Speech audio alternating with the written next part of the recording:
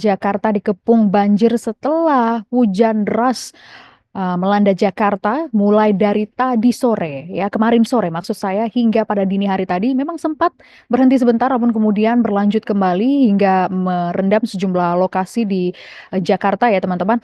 Nah, untuk mengetahui seperti apa situasi dan juga bagaimana update dari banjir yang terjadi di sejumlah lokasi, kita sudah terhubung dengan Muhammad Yohan, Kepala Pusat Data dan Informasi Kebencanaan atau Kapusdatin BPBD Jakarta sudah tersambung melalui sambungan Zoom. Selamat siang, Pak Yohan. Apa kabar? Sehat, Pak? Selamat siang, Mbak Grace. Apa kabar? Oke, oke.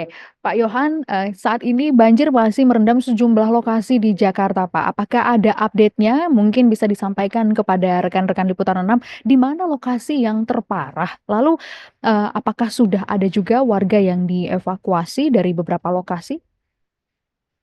Baik, sampai dengan pukul 12 siang ini eh, sudah masih ada 34 RT yang tergenang ya, dan ada 16 ruas jalan yang tergenang di Jakarta.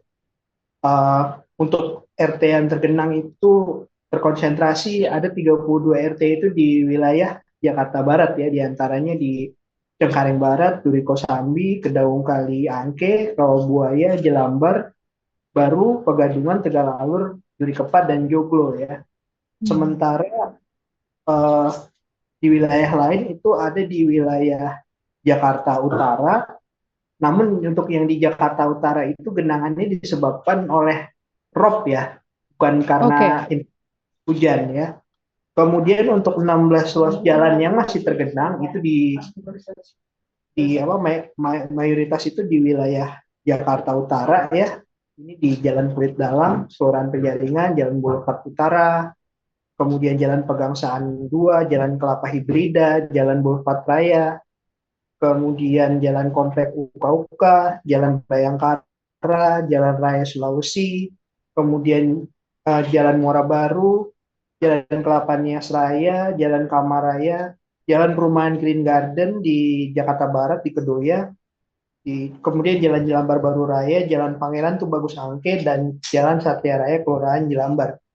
Ini ketinggiannya bervariasi antara 20 sampai 50 sampai 60 cm di Jalan Jelambar ya. Ini cenderung turun dari sebelumnya karena selain yang tergenang, ini yang sudah surut itu ada 16 ruas jalan yang sudah surut ya. Dan untuk kelurahan sendiri, ini ada beberapa puluh RT terdiri dari 11 kelurahan itu sudah surut ya, sudah surut. Kemudian terkait dengan pengungsian, di pengungsian itu uh, seiring dengan jumlah wilayah yang sudah surut, ini juga sudah mengalami banyak penurunan jumlah pengungsi ya. Untuk di Jakarta Barat ini ada 6 kelurahan jadi titik pengungsian di Kelurahan Duri Kosambi, kemudian Kelurahan Kedaung Kaliangke, Kelurahan Tegal Alur, kemudian ada di Kelurahan Pegadungan, Kelurahan Rawabuaya, dan Kelurahan Cengkareng Timur. Itu lokasi-lokasi pengungsian ya, dan jumlahnya ini terus turun. Sekarang jumlahnya ada yang sudah eh, di bawah 100 ya. Tadi di beberapa lokasi cukup banyak pengungsiannya, namun beda tipikalnya dengan pengungsi pada saat terjadinya kebakaran. Kalau pengungsi kebakaran itu dia memang mesti menunggu kepastian pendinginan, kemudian Hmm. hal lainnya ya, apa dievakuasi oleh keluarga atau lainnya. Sementara kalau untuk tipikal pengungsi atau penyintas dari banjir, itu ketika air dirasa sudah surut dan mereka sudah Iya. bisa kembali ke tempat tinggalnya, mereka langsung bergerak ke lokasi tempat tinggal masing-masing. Kemudian untuk bantuan sendiri, BPBD sudah bergerak ke lokasi-lokasi warga yang terdampak ya, diantaranya untuk di Jakarta Utara, kami sudah menyalurkan bantuan ke Kelurahan Semper Barat. Ini bantuannya itu berupa air mineral, makanan siap saji, kemudian family kit, selimut, paket sandang ya, sarung, terpal, dan kidswear. Kemudian di Jakarta Barat kami juga sudah menurunkan bantuan khususnya di Kelurahan Cengkareng Timur ya. Dan untuk situasi terkini, ini memang sudah diinfokan dari BMKG itu sejak beberapa hari yang lalu, sehingga kami sudah bersiap ya, khususnya BPBD sudah bersiap. Dari kemarin pun kami sudah mengumumkan potensi terjadinya genangan. Pukul 3 sore kami sudah umumkan bahwa dalam waktu beberapa jam lagi air yang dari hulu ini akan sampai ke permukiman yang ada di bantaran sungai ya, di mana kita punya alat yang namanya disaster warning system. Ini alatnya bentuknya seperti pengeras suara.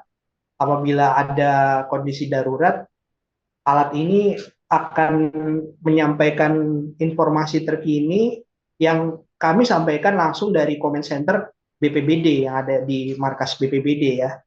Cara ini Oke. cukup efektif sehingga warga pada saat sudah menduga akan adanya genangan, umumnya biasanya kalau yang tinggal di bantaran kali itu kan di bantaran sungai itu biasanya mereka 2 lantai ya bangunannya ya.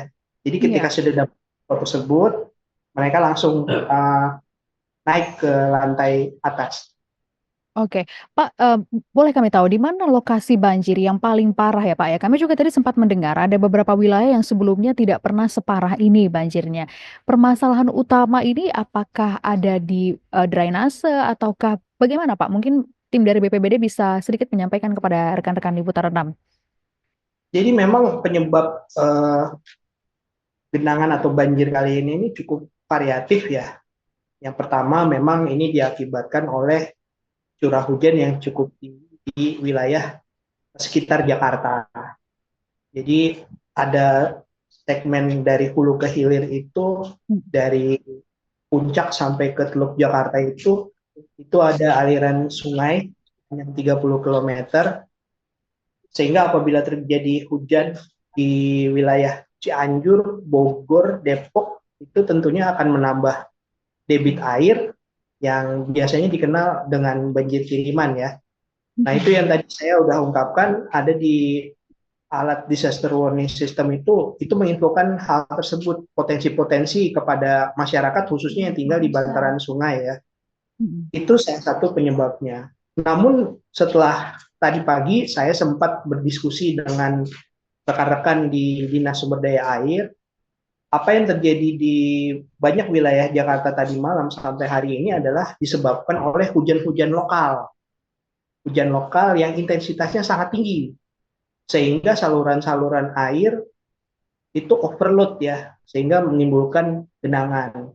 Itu yang mungkin yang dimaksud dengan Mbak Grace tadi, ada wilayah-wilayah yang tidak biasanya banjir Banjir. tapi dampak ya. Ini karena fenomena yang namanya hujan lokal ya, dan ini banyak terjadi beberapa tahun ini terkait dengan banjir hujan-hujan lokal ya.